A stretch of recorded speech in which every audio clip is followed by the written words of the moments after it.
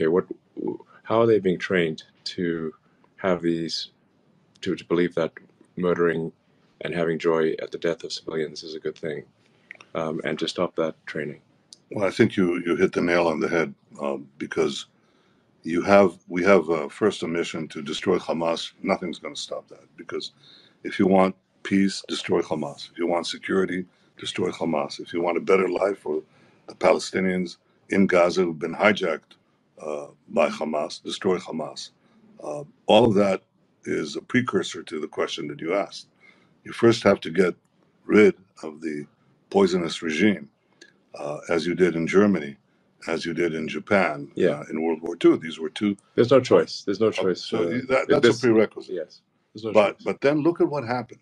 I mean, what you had in Germany was denazification, and what you had in Japan under Douglas MacArthur was a cultural reformation.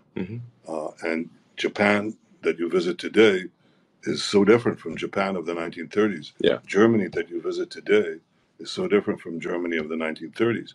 Well, is that possible in the Arab world? And I categorically say, of course it is, because we've seen it already in two places. We've seen it in the Gulf states, and we see that when you visit Dubai or when you visit Abu Dhabi or when you visit Bahrain, you see something entirely different. Sure.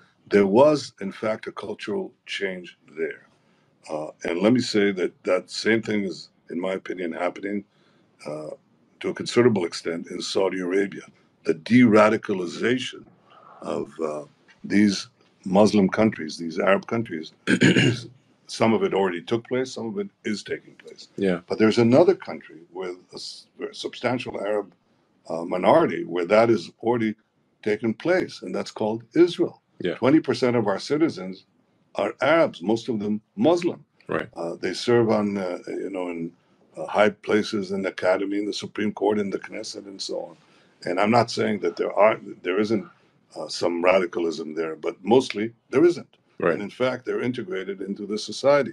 So we have to do the same thing. We have to demilitarize Gaza after the destruction of Hamas, and we have to de-radicalize Gaza, and that will take some time, especially work on the mosques and on the schools. That's where children are, imbibe their values. Yeah. And then we have to also rebuild Gaza, and I hope to have our Arab friends help in that context. Yeah.